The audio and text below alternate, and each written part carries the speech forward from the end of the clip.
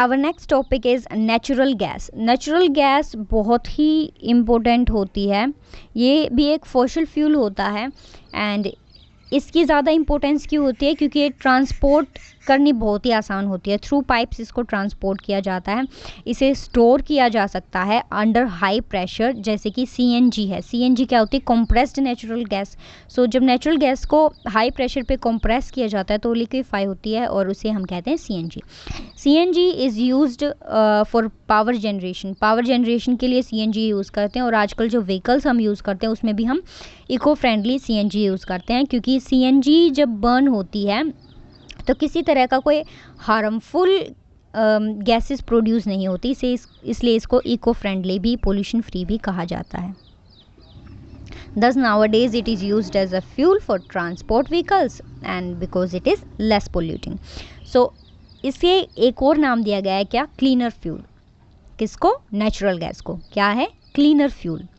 The great advantage of CNG is that it can be used directly for burning in home and factories where it can be supplied through pipes.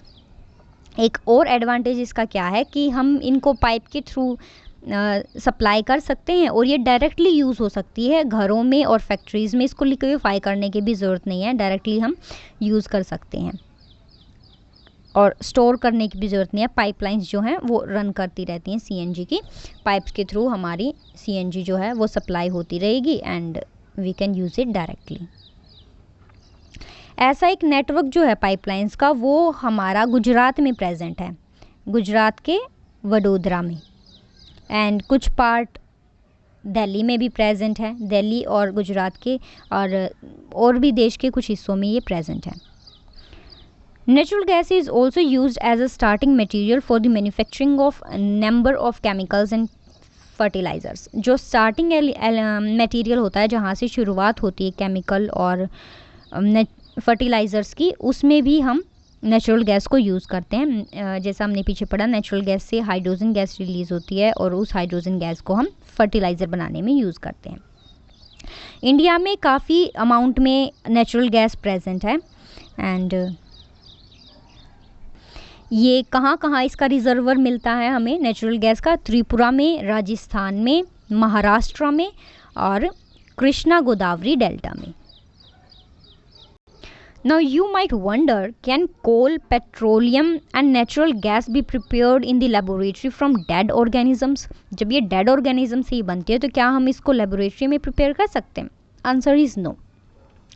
इनका जो formation होता है वो बहुत ही slow process और certain conditions के बीच में होता है, जिनको हम लेबोरेटरी में क्रिएट नहीं कर सकते हैं। इसीलिए हम इनको लेबोरेटरी में नहीं बना सकते, ये नेचर में इटसेल्फ प्रोड्यूस होते हैं। Our next topic is some natural resources are limited. कुछ जो नेचुरल रिसोर्स हैं वो लिमिटेड होते हैं। They can be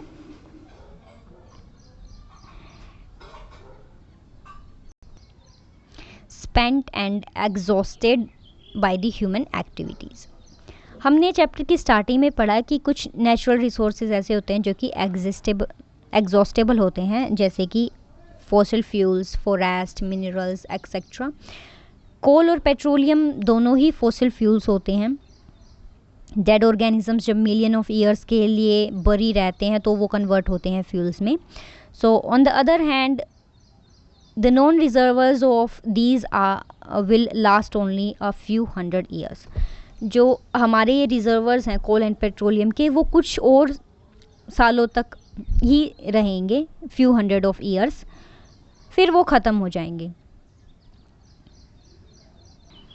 another reason क्या है कि ये जब बर्न होते हैं फॉसिल फ्यूल्स तो ये क्रिएट करते हैं एयर पोल्यूशन को, हार्मफुल गैसेस को रिलीज़ करते हैं, जैसे कार्बन डाइऑक्साइड, कार्बन मोनोऑक्साइड, और एयर पोल्यूशन क्रिएट करते हैं। इनकी एयर पोल्यूशन की वजह से ग्लोबल वार्मिंग भी इंक्रीज़ हो रही है। सो ये बहुत नेसेसरी है कि इन फ्यूल्स का यूज़ सिर्फ तभी किया जाए जब हमें इनकी ज़्यादा ज़रूरत हो। सो हमें क्या ज़रूरत है कि हम बेटर फ्यूल्स की खोज करें इको फ्रेंडली हो, जो कि इन्वायरमेंट फ्रेंडली हो, जिनसे ग्लोबल वार्मिंग का रिस्क ना हो और जो लंबे टाइम तक हम यूज़ कर सकें। जैसे कि हम नेचुरल गैस यूज़ करते हैं वो इको फ्रेंडली है, इसीलिए उसको क्लीनर फ्यूल का नाम दिया गया है। सो हमें बेटर फ्यूल्स पर रिसर्च करनी होगी जो कि ज़्यादा लंबे टाइम तक भी यूज़ किए जा सकें और हमारे अर्थ को पोल्यूट भी ना करें। इंडिया में एक एसोसिएशन है, ऑर्गेनाइजेशन है, petroleum conservation research association, PCRA, जिसने ड्राइविंग के लिए कुछ रूल्स एडवाइजेज जारी की हैं, कैसे हम सेव कर सकते हैं पेट्रोल और डीजल को। क्या है ये टिप्स? पहला है drive at a constant and moderate speed as far as possible. जितना हो सके एक ही कांस्टेंट सीमित जो है स्पीड पर ट्रैवल करना चाहिए, व्हीकल्स को मॉडरेट स्पीड पर रखना चाहिए। जैसे कि अगर हम 40 किलोमीटर पर आवर की स्पीड से चल रहे हैं तो हमें कोशिश करनी चाहिए कि ज़्यादा से ज़्यादा टाइम तक हम 40 किलोमीटर पर आवर्स की स्पीड ही मेंटेन करके रख सकें, क्योंकि जैसे ही हम स्पीड चेंज करते हैं फ्यूल जो है बर्न होता है, चाहे हम डिक्रीज़ करें या इंक्रीज़ करें। सो जब स्पीड कांस्टेंट होगी तो फ्यूल भी कम बर्न होगा। Next point is switch off the engine at traffic lights और at the place where you have to wait. अगर ऐसा कोई प्लेस है जहाँ पर आपको वेट करना पड़ रहा है तो गाड़ी को चालू मत रखिए, उसे बंद कर दीजिए, इंजन बंद कर दीजिए ताकि फ्यूल वेस्ट ना हो। जैसे कि ट्रैफिक लाइट्स पर जब हम ट्रैफिक सिग्नल्स पर वेट करते हैं तो ज़्यादातर व्हीकल्स का इंजन जो है वो ऑन ही रहता है, जिसकी वजह से वेस्ट होता है हमारा पेट्रोल, अनवांटेड बर्निंग होती है पेट्रोल की। सो वहाँ पर जब हम खड़े होते हैं, वेट कर रहे होते हैं, तो हमें इंजन बंद रखना चाहिए। एंश्योर करेक्ट टायर प्रेशर, जो टायर्स के अंदर प्रेशर होता है वो भी सही रहना चाहिए। अगर टायर्स के अंदर कम प्रेशर होगा then also fuel is wasted. Ensure regular maintenance of the vehicle की रेगुलर मेंटेनेंस करनी चाहिए, उसकी टाइम पर रिपेयरिंग, टाइम पर ऑब्जर्वेशन करनी चाहिए ताकि वो कम फ्यूल यूज़ करे। This is the end of your chapter.